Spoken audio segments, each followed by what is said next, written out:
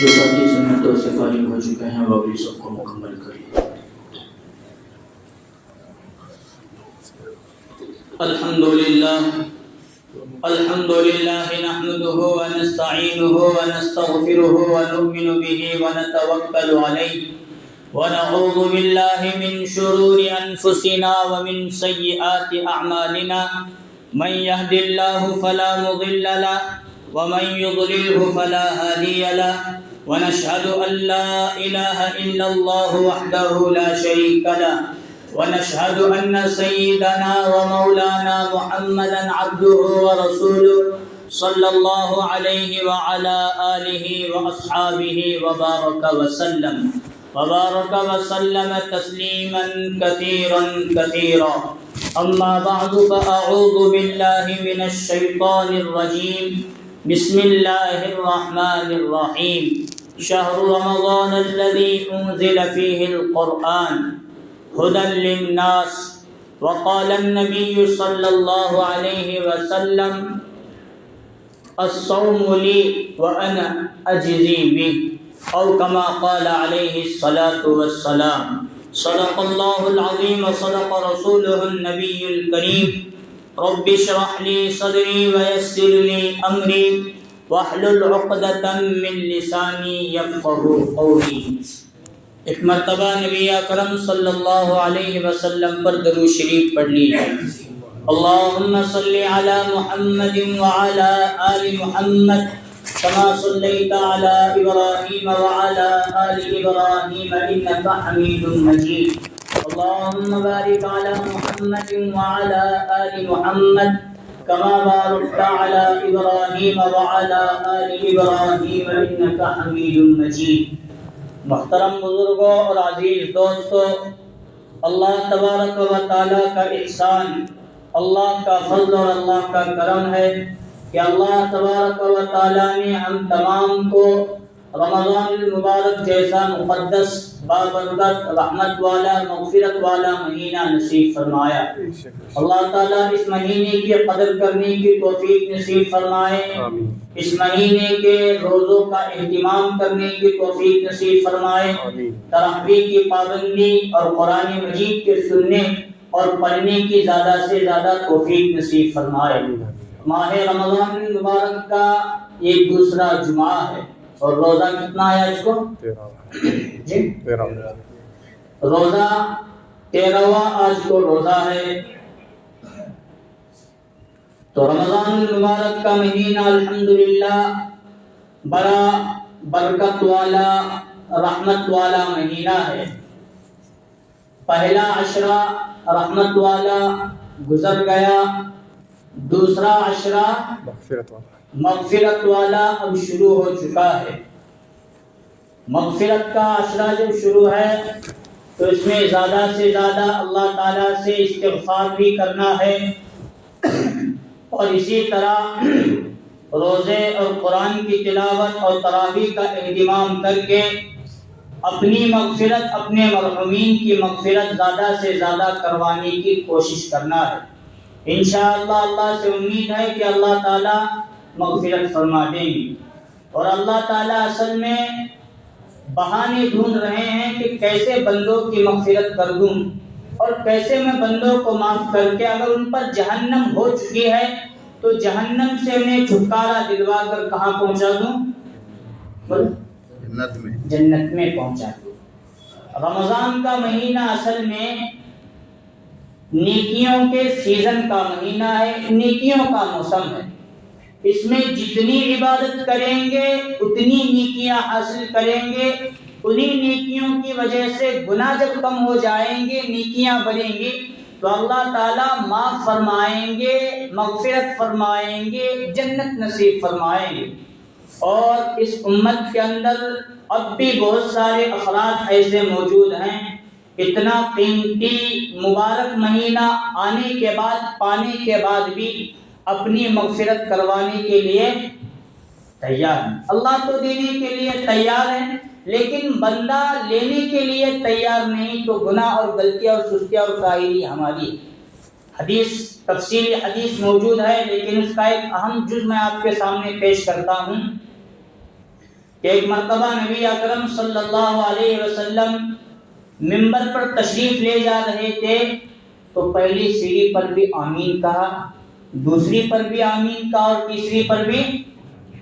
نماز مکمل ہونے کے بعد، بیان مکمل ہونے کے بعد صحابہ کرام نے پوچھا ہے اللہ کے رسول کیا واقعہ پیش آیا کہ آپ نے تینوں مرتبہ آمین کہا؟ پہلی پر بھی قدم رکھا تو آمین، دوسری سیڑھی پر قدم رکھا، تیسرے منبر کی سیڑھی پر قدم رکھا تو آمین۔ تو صحابہ اکرام کو حضور صلی اللہ علیہ وسلم نے فرمایا جب میں قدم رکھ رہا تھا تو جبرائیل میرے سامنے تشریف لائے اور انہوں نے 3 بد دعائیں دی جس پر میں نے آمین کہا، بلکہ آگے حضور صلی اللہ علیہ وسلم نے تو یوں فرمایا جبرائیل آئے اور کہنے لگے اے اللہ کے رسول صلی اللہ علیہ وسلم میں بد دعا کروں گا، اس بد دعا پر آپ آمین کہیے۔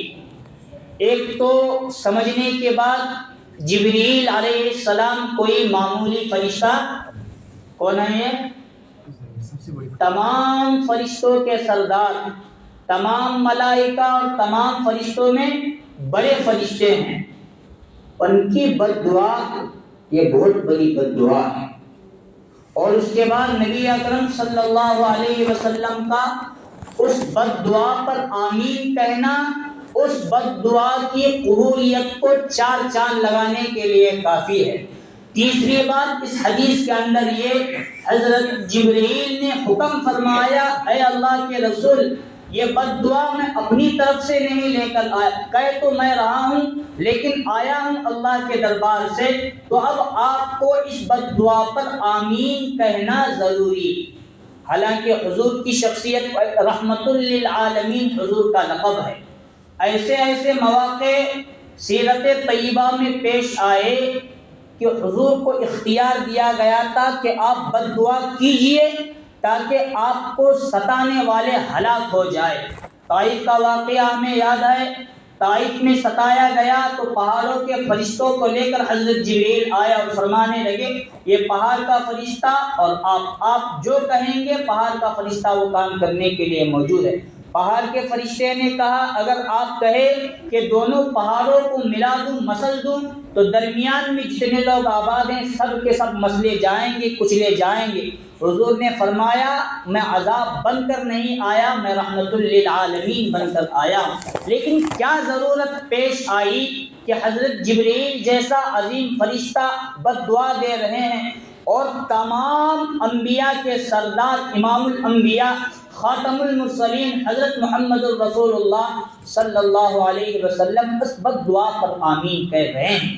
اصل میں رمضان کی فضیلت اور رمضان کے روزوں کا اہتمام امت کو بتانا ہے کہ یہ رمضان کا مہینہ کوئی معمولی مہینہ نہیں، عام دنوں کی طرح عام وقتوں کی طرح غفلت اور سستی اور کاہلی میں گزار دیے اور گزارنے کے بعد اس پر کوئی اپنے آپ پر افسوس ندامت شرمندگی بھی نہ ہو۔ تو حضرت صحابہ فرماتے ہیں حضور صلی اللہ علیہ وسلم نے تیسری سیڑھی پر جو آمین کہا تو اس کے بارے میں حضور نے فرمایا جبرائیل علیہ السلام نے مجھے فرمایا ہلاک ہو جائے اور برباد ہو جائے وہ شخص جو رمضان کا مہینہ پائے اور رمضان کے روزے رکھ کر اپنی مغفرت نہ فرمائے۔ یہ رمضان کا مہینہ نیکیوں کا مہینہ ہے، نیکیوں کا سیزن ہے، اس میں اللہ تعالیٰ دینا چاہتے ہیں اور بندوں کو اب لینے کی ضرورت ہے۔ اور روزے یہ معمولی نہیں ہے بلکہ اس پر حضور صلی اللہ علیہ وسلم فرماتے ہیں، حدیث قدسی موجود ہے الصوم لی وانا اجزی بہ، خود اللہ تبارک و تعالیٰ فرما رہے ہیں کہ روزہ میرے لیے اور روزے کا بدلہ میں خود دوں گا۔ جتنی بھی احکامات ہیں ان تمام احکامات کا اجر اور ثواب اللہ تبارک و تعالیٰ فرشتوں کے ذریعے دلواتے ہیں، لیکن روزہ ایسی عبادت ہے روزہ ایسی عبادت ہے جس کے بارے میں اللہ فرماتے ہیں روزے دار نے مجھے راضی کرنے کے لیے روزہ رکھا، الصوم لی وانا اجزی بہ، کل قیامت کے دن روزے کا اجر، روزے کا بدلہ، روزے کا ثواب میں خود اللہ تعالیٰ دوں گا۔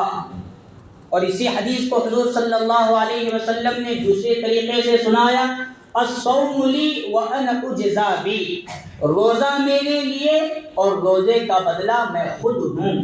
یعنی اللہ تعالیٰ روزہ رکھنے والے سے اتنا راضی ہو جاتے ہیں، اتنا راضی ہو جاتے ہیں، اتنا راضی ہو جاتے ہیں کہ کسی اور چیز کی دینے کی ضرورت نہیں، روزے دار کو اللہ مل جاتے ہیں۔ جب اللہ ہی مل جائے تو دنیا کے مسائل بھی حل اور آخرت کے مسائل بھی حل، جنت کے مسائل بھی حل، جنت کے جتنے درجے ہیں ان تمام کے مسائل بھی اللہ تعالیٰ۔ یہ روزہ اصل میں بڑی عبادت ہے، اور روزہ اللہ تعالیٰ کو اتنا پسندیدہ عمل ہے کہ روزے داروں سے اللہ تعالیٰ بہت خوش ہوتے ہیں اور اتنا پسند کرتے ہیں روزے دار کو کہ اس کی محبت، روزے دار کی محبت فرشتوں کے اندر رکھ دیتے ہیں، دنیا کے ذرے ذرے کے اندر اللہ تعالیٰ روزے دار کی محبت کو رکھ دیتے ہیں۔ جب بندہ اللہ کو راضی کرنے کے لیے روزہ رکھتا ہے تو اللہ تعالیٰ حضرت جبریل علیہ السلام سے فرماتے ہیں، اے جبریل، میں رب العالمین روزے دار سے محبت کرتا ہوں، میرا حکم تمہیں ہے کہ تم بھی روزے داروں سے محبت کرنا شروع کرو۔ حضرت جبریل علیہ السلام روزے داروں سے محبت کرتے ہیں۔ حضرت جبریل تمام فرشتوں اور ملائکہ میں یہ اعلان کرتے ہیں، اللہ روزے داروں سے محبت کرتا ہے، جبریل روزے داروں سے محبت کرتا ہے، تو تم تمام فرشتوں بھی روزے داروں سے کیا کرنے لگو؟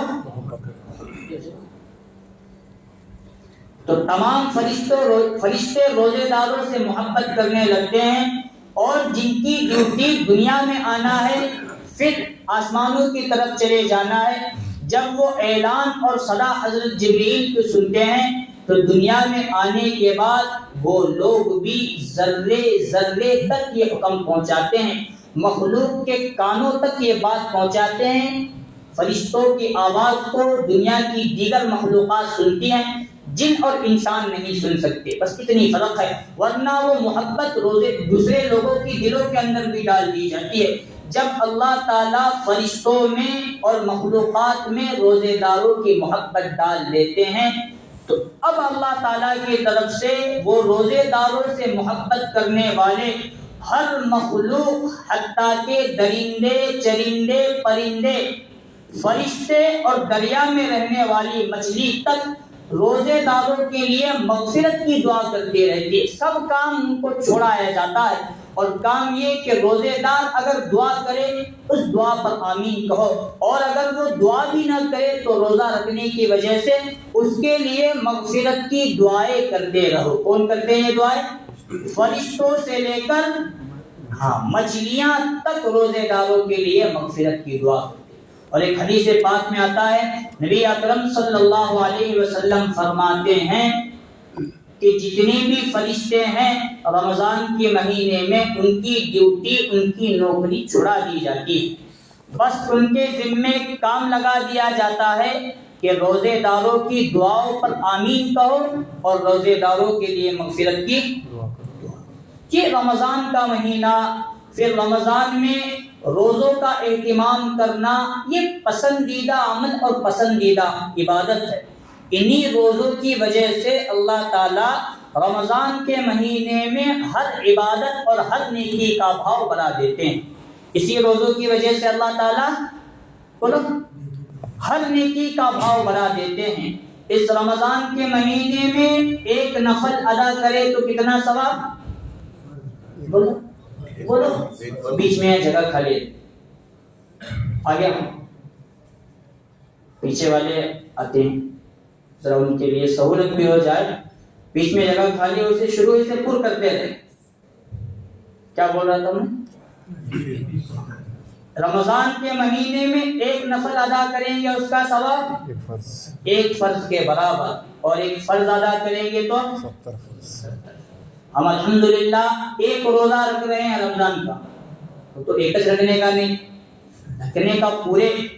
ابھی آج کل کا زمانہ ایک الگ زمانہ ہے، ابھی موبائل بھی اتنا پاک رکو بیٹھے، ہاتھ لگانے سے پہلے سوچنا پڑتا ہے وضو ہے کہ نہیں ہے، مطلب وضو کے ساتھ ہاتھ لگاؤں گے کیا بھی، ذرا واٹس ایپ کھولے تو فوراً سے پہلے روزوں کی فضیلت تھی تراویح کی فضیلت یہ یتا پاک ہو کو بیٹھے انہیں کیا بولنے کا نہیں. ایسی فضیلتیں بھی آج کل سوشل میڈیا پر آ رہی ہیں جو قرآن و حدیث اور صحابہ اور بزرگان دین سے منقول بھی نہیں. اور جنہیں روزہ بھی نہیں رکھتے انہیں صبح اٹھے 8-10 بجے سب سے پہلے کھولنے کا کیا بھی میسیج آیا اپنے گروپ میں بھیجنے کا, وہاں سے وہ پھیلتے رہتے. اس لیے بول رہا ہوں کہ ابھی ایسا وقت شروع ہے کہ موبائل رمضان کے مہینے میں وضو ہے کہ نہیں ہے سوچ کو موبائل کو ہاتھ لگانے کی ضرورت پڑ رہی. تو یہ ہماری حالت ہو گئی ہے آج کل. تو کیا بولا تھا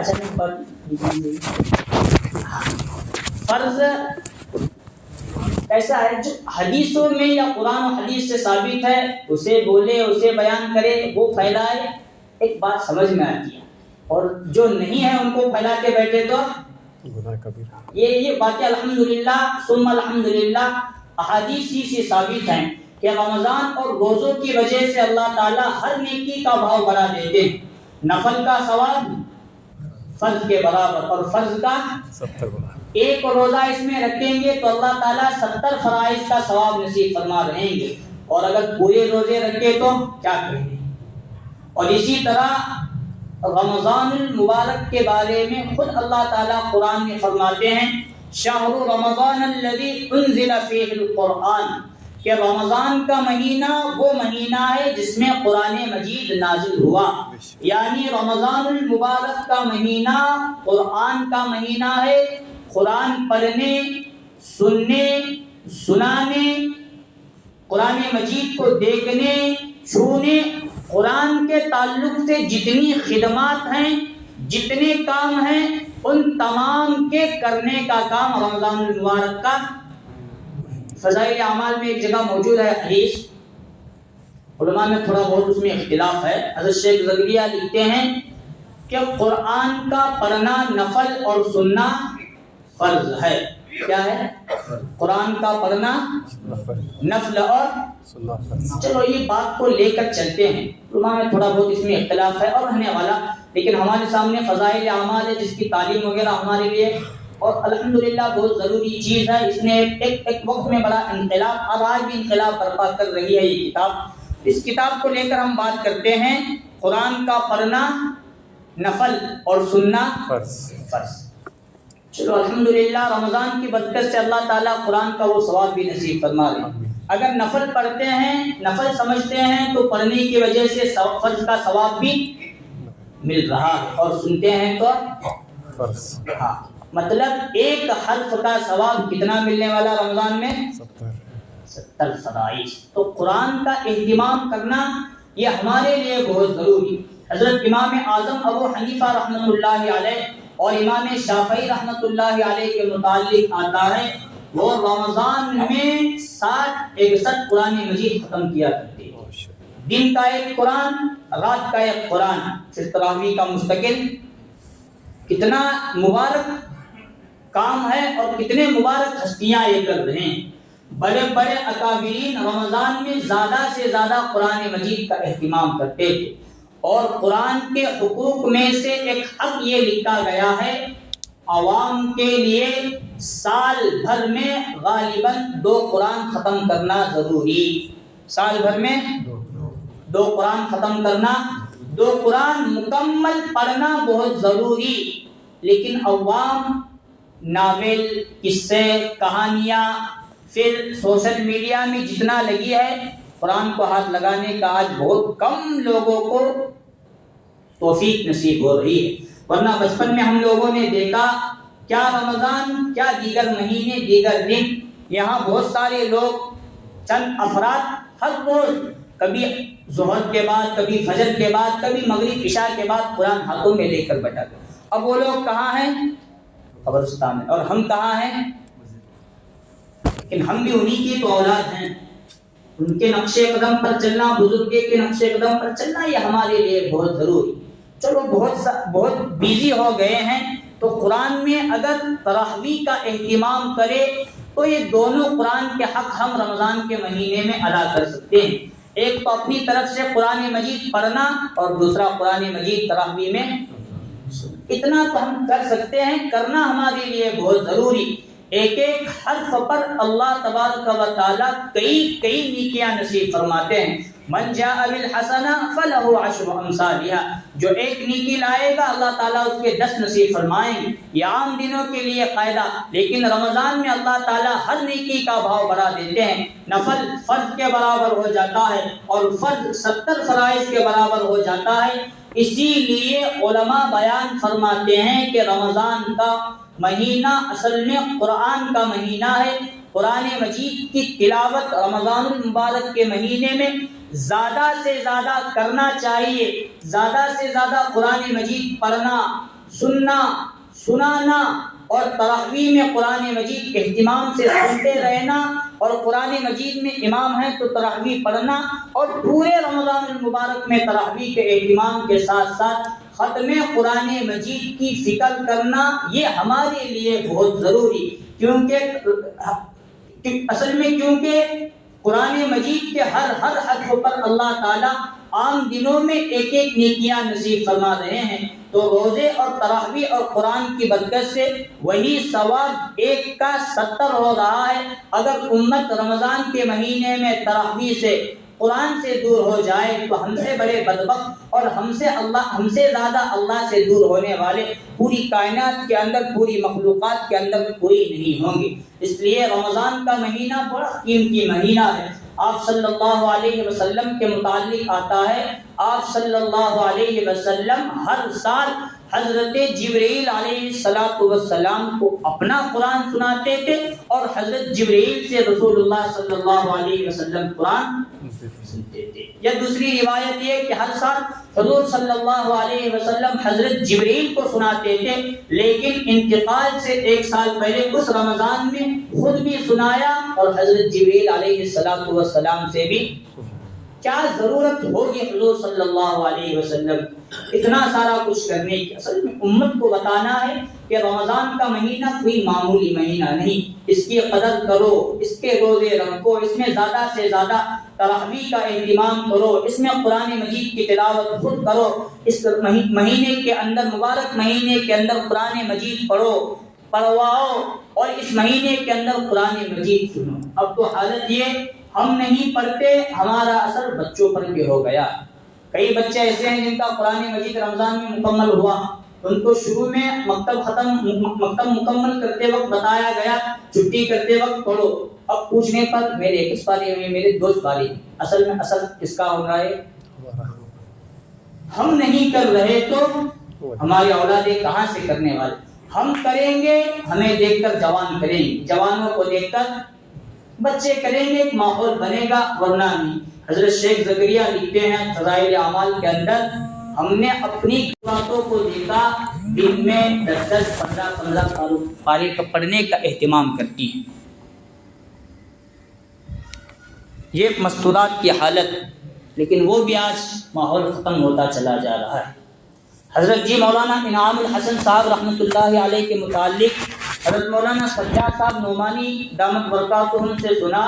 وہ فرماتے ہیں کہ نظام الدین میں مہمانوں کی خدمت، کھانے کا انتظام ان کی بیوی پکایا کرتی تھی، حضرت مولانا انعام الحسن، اور پکاتے پکاتے دن میں 15 پارے پڑھ لیا کرتی تھی. ہمارے بزرگوں کی عورتیں ہیں، بزرگوں کا معمول تو بہت دور، وہ بیان کرنے بیٹھے تو الگ مسئلہ.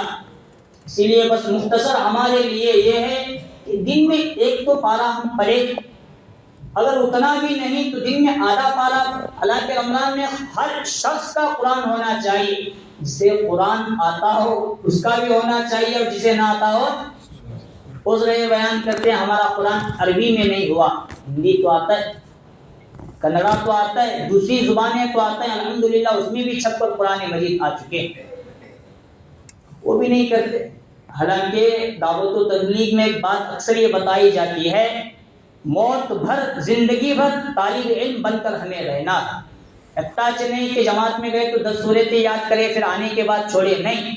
آنے کے بعد پھر اگر قرآن آتا ہے تو صحیح قرآن تجوید کے ساتھ سیکھے، اور سیکھتے سیکھتے موت آئے تو طالب علم بن کر اللہ کے راستے میں علماء میں شمار ہو کر اٹھیں گے.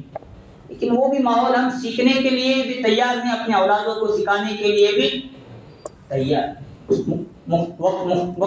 مکمل ہوتا چلا جا رہا ہے، تو ہمارے بزرگوں نے خاص طور پر رمضان المبارک میں، رمضان کے مہینے میں ایک چیز اور اضافہ کر دی، وہ یہ اس وجہ سے کہ نفل کا ثواب اللہ تعالیٰ فرض کا اور فرض کا 70 فرائض کے برابر دیتے ہیں، تو زکوٰۃ سال بھر کے بعد فرض ہو جاتی ہے، لیکن رمضان کا مہینہ ایسا ہے زکوٰۃ فرض ہونے کے بعد رمضان میں ادا کریں گے تو 1 روپے کا ثواب کتنا؟ 70، اور 70 کا 1000 کا بڑھاتے آپ چلے جائیں۔ اس لیے ہماری بزرگوں کی طرف سے ایک ہدایت یہ بھی ہے، رمضان میں خاص طور پر زکوٰۃ کے ادا کرنے کا اہتمام کرے، اور صدقہ فطر تو اصل اسی رمضان کی ایک اہم عبادت ہے۔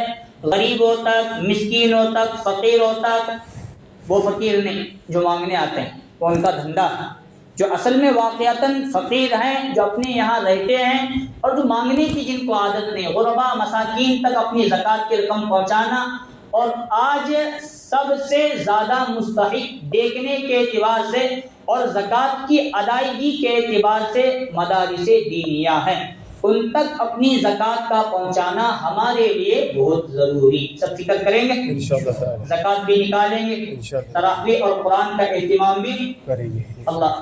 اسی طرح ہمارے مدرسے کی طرف سے، چکوری مدرسے کی طرف سے حافظ صاحب آئے ہیں چندے کے تعلق سے، مدرسے کی خدمت کے تعلق سے، تو ابھی زیادہ سے زیادہ مدرسے کا تعاون زکوٰۃ کے اعتبار سے، صدقہ فطر کے اعتبار سے، للہ رقم کے اعتبار سے کرنے کی کوشش کرے، اور اگر کوئی نہیں کر سکتے، حالانکہ ابھی تو کرے، اگر ابھی نہیں کر سکتے تو انشاءاللہ وہ پوتھی میرے پاس رہے گی، اس کے بعد بھی اپنی رسید نکالے، اپنے زکوٰۃ اور صدقہ فطر نکالنے کی کوشش کرے۔ اللہ تعالیٰ سے دعا ہے اللہ تبارک و تعالیٰ ان کہی ہوئی تمام باتوں پر ہم تمام کو عمل کرنے کی توفیق نصیب فرمائے، ماہ مبارک کا صحیح معنی میں قدر اور اہتمام نصیب فرمائے، آمین۔ وآخر دعوانا الحمدللہ رب العالمین۔